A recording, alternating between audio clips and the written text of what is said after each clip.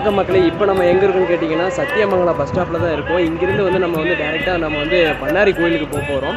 இங்கேருந்து வந்து பார்த்திங்கன்னா கரெக்டாக வந்து 13 கிலோமீட்டர் தான் இருக்குது. ஸோ வாங்க நம்ம டேரெக்டாக கோயிலுக்கு போகலாம். நாங்கள் போயிருந்த நேரம் கோயிலுக்கு போகிறதுக்கு டேரெக்ட் பஸ்ஸுமே இருந்துச்சு.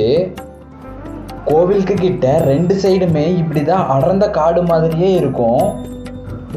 இதோ இப்போ நீங்கள் பார்க்குறது தான் கோயிலோட வெளித்தோற்றம்.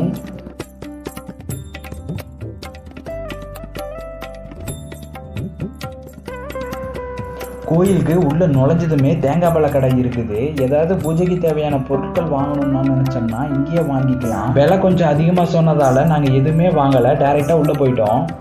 உள்ளே நுழைஞ்சதுமே இடதுபுறத்தில் கை கால் கழுவுறதுக்குன்னு தனி இடமும் இருந்துச்சு. கை காலை கழுவிட்டு டைரெக்டாக விநாயகரோட சந்நிதிக்கு போயாச்சு. விநாயகரை வணங்கிட்டு டைரெக்டாக பண்ணாரி அம்மனை வணங்கிடலாம்னு கோயிலுக்குள்ளே போக ஆரம்பித்தோம். நாங்கள் போயிருந்த நாளில் கூட்டம் கொஞ்சம் அதிகமாகவே இருந்ததால் 15 ரூபா கொடுத்து எல்லாரும் சிறப்பு வழியிலேயே போய் தரிசனம் செஞ்சுட்டு இருந்தாங்க. ஆனால் நாங்கள் எவ்வளவு நேரம் ஆனாலும் பரவாயில்லன்னு பொது வழியில் தான் போய் தரிசனம் செய்யறதுக்காக போய் லைனில் நின்னோம். வயசானவங்கெல்லாம் நிற்க முடியாமல் உக்காந்துட்டுமே இருந்தாங்க. ஒரு வழியாக கூட்டம் மெல்ல மெல்ல நகர ஆரம்பிச்சுது. இந்த கோயிலில் திருமணம் செஞ்சுக்கக்கூடிய மணமக்களில் யாராவது ஒருத்தர் மாற்றுத்திறனாளியாக இருந்தால் 4 கிராம் தங்கமும் புத்தாடையும் கொடுக்கறதா இந்த போர்டில் போட்டிருந்தாங்க. மேலும் தகவலுக்கு நிர்வாகத்தை அணுகுமாறும் போட்டிருந்தாங்க. சாமியை தரிசனம் செஞ்சதுக்கு அப்புறம் புற்று மண்ணை தான் இந்த கோயிலில் திருநீராக தர்றாங்க. அது மட்டும் இல்லாமல் இந்த கோயிலில் மட்டும்தான் அம்மன் தெற்கு திசையை நோக்கி காட்சி அளிக்கிறாங்க. இந்த கோவில் எப்படி உருவாச்சு அப்படின்றத தெளிவுபடுத்தும் விதமாக ஒரு சில ஓவியங்களுமே இந்த கோவில் சுவற்றை சுற்றி வரைஞ்சிருந்தாங்க. அது மட்டும் இல்லாமல் ஈகாணிக்கை செலுத்தும் விதமாக QR கோடையும் வச்சுருந்தாங்க. நான் முதல் தடவை இங்கே தான் பார்த்தேன். நீங்கள் வேறு ஏதாவது கோயிலில் பார்த்துருந்தா மறக்காமல் கமெண்ட் பண்ணுங்கள்.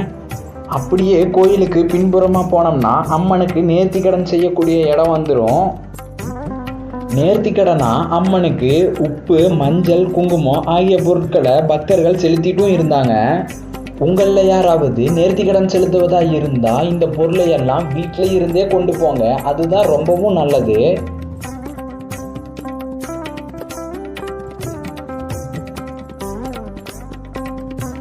அடுத்தபடியாக பக்தர்கள் நிழலில் நடந்து போவதற்காக நிழற்குடையுமே அமைச்சிருந்தாங்க. இது ரொம்பவே யூஸ்ஃபுல்லாக இருந்துச்சு. இந்த கோவிலில் கல்யாண பாக்கியமும் குழந்தை பாக்கியமும் வேண்டி ஏராளமான பக்தர்கள் தினசரி வர்றாங்க. எங்கள் அம்மாவும் எங்களுக்காக எதையோ ஒன்று வேண்டிக்கிட்டே இருந்தாங்க.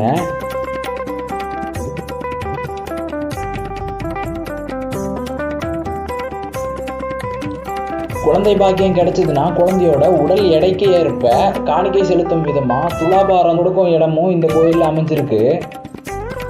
அடுத்தபடியாக 1952 முதல் 2024 வரையிலான இந்த கோயிலோட புகைப்படத்தையுமே காட்சிப்படுத்தியிருக்காங்க.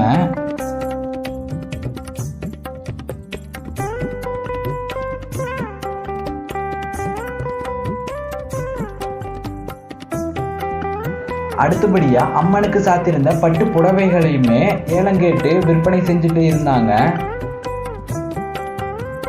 ஸோ இதோட இந்த வீடியோவை முடிச்சுக்கலாம். இந்த வீடியோ பிடிச்சிருந்ததுன்னா மறக்காமல் லைக் பண்ணி ஷேர் பண்ணி கமெண்ட் பண்ணிடுங்க. மறக்காமல் நம்ம சேனலை சப்ஸ்கிரைப் பண்ணிடுங்க.